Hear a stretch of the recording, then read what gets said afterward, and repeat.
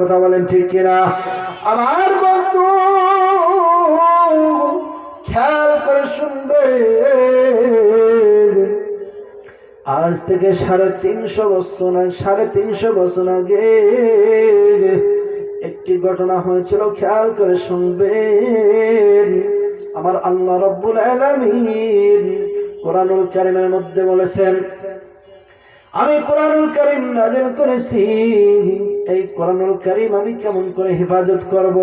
আমার বন্ধু, ইন্না নাহনু নাযালনা যিকরা ওয়া ইন্না লাহু লাহাফিজুন। আমার বন্ধু সূরা হিজরের 9 নম্বর আয়াতে আল্লাহ বলেন, কোরআন নাযিল করেছি আমি, এই কোরআন হেফাজত করব আমি। আজ থেকে 350 বছর আগে আমার বন্ধু রেহলাতে ইবনে বতুতা কিতাবের মধ্যে লিখেছে,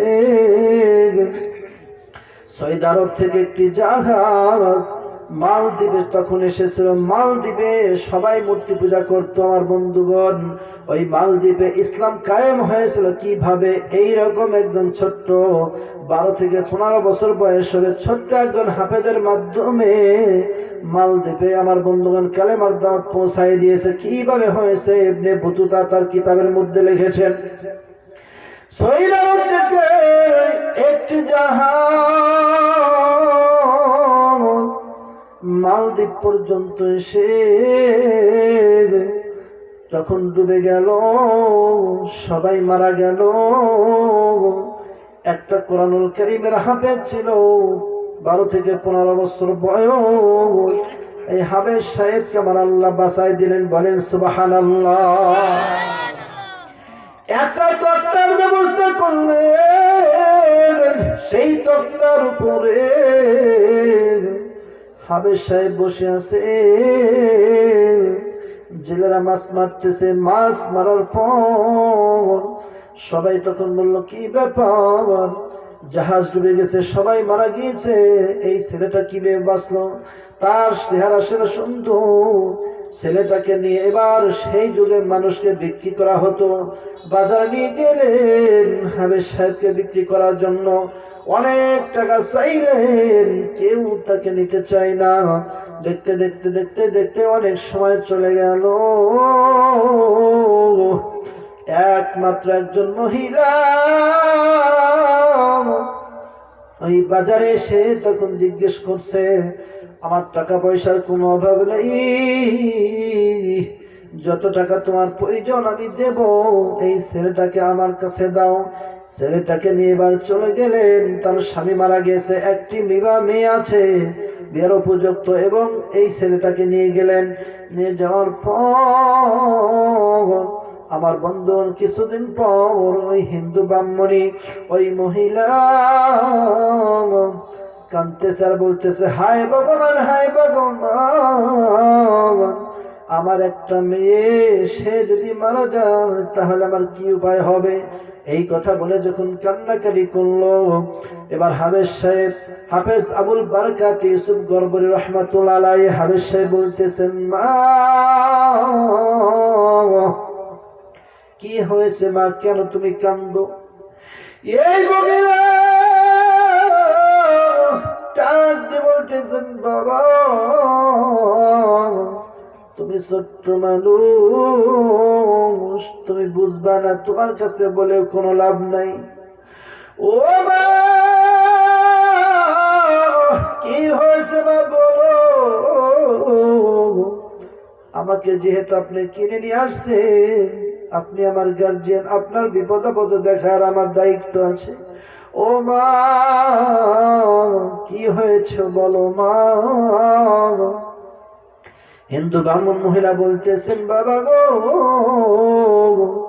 মালদ্বীপের যে প্রেসিডেন্ট আছে, আমাদের এই মালদ্বীপে আমার বন্ধুগণ একটি ঝড় হয়, একটি বাতাস হয়, একটি সিডর হয়, সিডরের কারণে অনেকগুলো মানুষ মারা যায়। তখন গুরুকে গবেষণা করতে দিল, কি জন্য সিডর হয়, কি জন্য বাতাস হয়, ঝড় হয়। গবেষণা করে দেখে একটি খবিশ শয়তান জিন প্রতি বছর তাদেরকে এইরকম নির্যাতন করে, অনেকগুলো মানুষ মারা যায়। বলতেছেন কিভাবে বাঁচা যায়, তখন তারা গবেষণা করে, গণককে দিয়ে গবেষণা করে আমার বন্ধুগণ তখন সিদ্ধান্ত নিল প্রতি বছর এই মালদ্বীপের একটি গির্জা আছে, গির্জার পাশেই একটি নদী আছে, সেই নদীতে একটি খবিশ শয়তান জিন থাকে। সেই জিন এই কাজটা প্রতি বছর করে। তাকে যদি নিয়ন্ত্রণ করতে চাও, তোমরা শান্তিতে থাকতে চাও, প্রতি বছর একটা সুন্দরী মেয়েকে সাজগোজ করাইয়া এই গির্জার ভিতরে রেখে আসবা। আর সমুদ্রের ভিতর থেকে গভীর রাত্রে ওই গির্জার ভিতরে সেই মেয়েটার ওই দানবটা ভিতরে যাবে, আমার বন্ধু ওই খবির জিনটা ভিতরে যাবে। যাওয়ার পর সেই মেয়ের তার মনে যা চাই তাই করবে এবং তাকে তার রক্ত খেয়ে তাকে মেরে ফেলে দিবে। তার মনের আশাটা এইভাবে যদি পূর্ণ হয়, তোমরা এই বিপদ বালা মুসিবত থেকে হিফাজতে থাকবে। আল্লাহু আকবার, জোরে বলে। আমার মুসলমান ভাই বন্ধু, এইরকম জাহিলিয়াত যুগের মতন আচরণ এই কাজ যখন তারা করতে, এইবার প্রতি বছর একটি করে মেয়ে লিস্ট করা হয়, টিকিট করা হয়, লটারি করা হয়। ও বাবা, বাচ্চা লটারি করতে করতে এই বছর আমার মেয়ের নামটা লিস্ট করেছিল, আমার মেয়ের নামটা উঠেছে গো বাবা।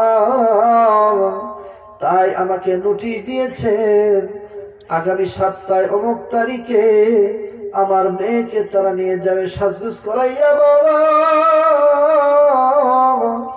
আমার মেয়ে লাশ হয়ে পরের দিন চলে আসবে। এই মেয়েকে আমি আর পাবো না, চিরদিনের জন্য আমার মেয়েকে হারাইব। এই জন্য কাঁদতেছি বাবা। এইবার ছেলেটা ডাক দিয়ে বলতেছেন, মা গো, আপনাকে একটি কথা বলবো। বলে কি কথা?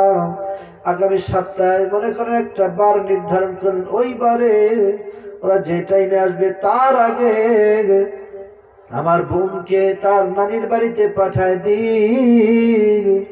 আর যেই কাপড় চোপড় আছে আমার বোনের, আমাকে মেয়ের মতন সাজগোজ করাইয়া একটি জল চকির উপর বসাই দিবেন মা।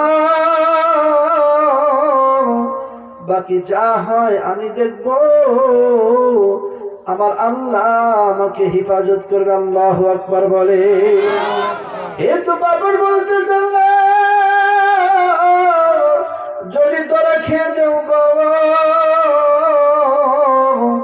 তাহলে তোমার জানটাও চলে যাবে, আমার মেয়ের জানটাও চলে যাবে, আমাকেও মেরে ফেলবে। না গো বাবা না, এই কাজটা আমি করতে পারবো না। এবার হাবেশ সাহেব বলতেছেন, মা গো, আপনার ওই ব্রাহ্মণকে ভরসা করেন, আমি কিন্তু এই ব্রাহ্মণকে ভরসা করি না মা, আমার আল্লাহকে ভরসা করে। যে আল্লাহ আপনাকে সৃষ্টি করেছেন, আমাকে সৃষ্টি করেছেন, আসমান জমিন সৃষ্টি করেছেন, ওই জাহাজের ভিতর থেকে সবাইকে মেরে ফেলে আমার আল্লাহ আমাকে একা বেঁচে রাখছেন, হেফাজত করেছেন। আমি আল্লাহর উপর তাওয়াক্কুল করে ওই মালদ্বীপে আমি কোরআনের দাওয়াত পৌঁছাতে চাই। কিভাবে পৌঁছাবো তাই কৌশলটা করেছি মা, আপনি কোনো চিন্তা করবেন না, আমি আল্লাহর উপর ভরসা করেছি, আমার আল্লাহ আমাকে হেফাজত করবে। এইবার মহিলা মেয়ে মানুষের মতো এই বাচ্চাকে হাবেশ সাহেবকে সুন্দর করে সাজগোজ করাইয়া জলচকির উপরে বসাই দিল। হাবেশ সাহেব আল্লাহর উপর ভরসা করে এবার গুমটি দিয়ে বসে আছে। একটু পরে সরকারি ফোর্স এসে পুলিশ প্রশাসন এসে তাকে যখন উঠাবে গাড়িতে ধরতে যাবে, হাবেশ সাহেব বলতেছে, আমাকে ধরতে হবে না, আমি একাই গাড়িতে উঠবো। এবার গাড়িতে উঠে এবার গির্জার ভিতরে নিয়ে যাবে, তাকে চেক করাবে। লম্বা কথা সংক্ষিপ্ত করে দিলাম, চেক টেক না করাইয়া এবার গির্জার ভিতরে প্রবেশ করালেন। গির্জার ভিতর হাবেশ সাহেব যাইয়া আমার আল্লাহর উপর ভরসা করে আমার বন্ধু সিজদায় পড়ে চোখের পানি ফেলে কাঁদা শুরু করলো। আমি ছোট্ট মানুষ, এই মালদ্বীপে কোরআনের দাওয়াত পৌঁছা দেওয়ার জন্য আমি একটি কৌশল করতেছি আল্লাহ। এই কৌশলটা তোমার উপর ভরসা করেছি আল্লাহ, তুমি আমাকে হেফাজত করো। চোখের পানির কত দাম! আমার বন্ধুগণ চোখের পানি ফেলে হাবেশ সাহেব কান্নাকাটি করলেন। রাত, গভীর রাত্রে সমুদ্রের ভিতর থেকে বিশাল বড় একটি দানব, একটি খবিশ যে এবার যখন গির্জার ভিতরে প্রবেশ করলেন, হাবেশ সাহেব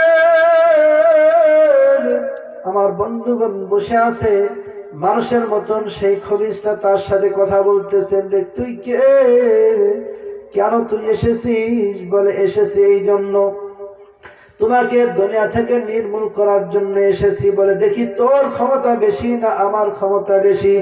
এইবার খবিশ জিনটা তখন হাবেশ সাহেবের দিকে অগ্রসর হয়ে হাতটা দিয়ে তাকে ধরতে যাবে। হাবেশ সাহেব মধুর কালাম কোরআনুল কারীম তার সিনার মধ্যে ছিল, সূরাতুল ইয়াসিন তেলাওয়াত করতে লাগলেন, আয়াতুল কুরসি পড়তে লাগলেন, সূরা মুলক তেলাওয়াত করতে লাগলেন। আল্লাহর কোরআনুল কারীম তেলাওয়াত করতে করতে আরেকটি বর্ণনা আসছে, আযান দিয়া দিলেন। আমার বন্ধুগণ এইভাবে আল্লাহর নাম যখন বললেন, আযান অথবা কোরআন তেলাওয়াত করতে করতে এইবার আমার আল্লাহ রাব্বুল আলামিন গায়বী ভাবে এক ধরনের আগুন এসে এই খবির জিনকে জ্বালিয়ে পুড়িয়ে ভস্ম করে দিয়ে দিলেন। সুবহানাল্লাহ বলে। আমার বন্ধু, আল্লাহর কোরআনের কিতাব কি ক্ষমতা! আমরা যদি আল্লাহর উপর ভরসা করে যদি ব্যবহার করতে পারি অবশ্যই আল্লাহ কাজ করবে। কথা বলেন ঠিক কিনা? আমার বন্ধু হাবেশ সাহেব এইবার গির্জার ভিতরেই ঘুমিয়ে আছে। সকালবেলা বাচ্চার হুকুমে ভিতর দিয়ে একটি দরজা আছে, সেই দরজা দিয়ে দুইজন খাদেমকে পাঠায় দিল, যাও যাও ভিতরে একটি লাশ আছে নিয়ে আসে, তার গার্জেন পক্ষকে দিয়ে দাও। ভিতর দিয়ে দরজা খুলে দেখে প্রতি বছর মৃত লাশ বের করি, আজকে তো কোনো মৃত লাশ নাই, জীবিত মানুষ ঘুমিয়ে আছে। আল্লাহু আকবার। এবার ডাক দিয়ে বলতেছেন, কে তুমি? এই জীবিত অবস্থায় দেখে বলতেছেন আমি।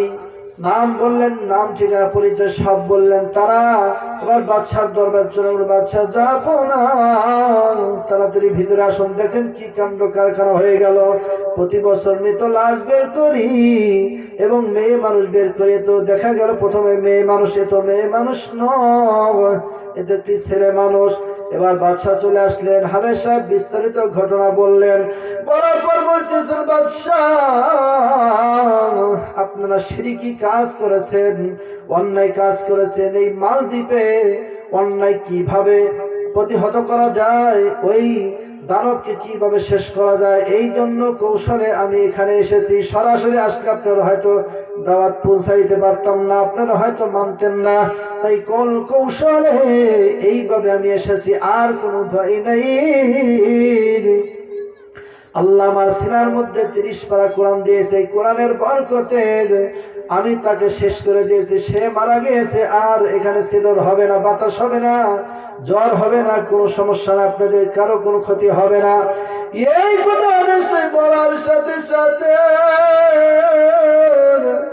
বাদশা এবার তার অনুসারীদেরকে ডাক দিয়া দিলেন, আসো আসো, দীর্ঘদিন এই মালদ্বীপে আমরা অনেক অন্যায় কাজ করেছি, যেহেতু এই দানবটা শেষ হয়ে গেছে, জিন খবির জিনটা যখন শেষ হয়ে গেছে, আর আমরা মূর্তি পূজা করব না, আর অন্যায় পথে থাকবো না। এখনই আমরা হাবেশ সাহেবের হাতে পড়ে নিলাম লা ইলাহা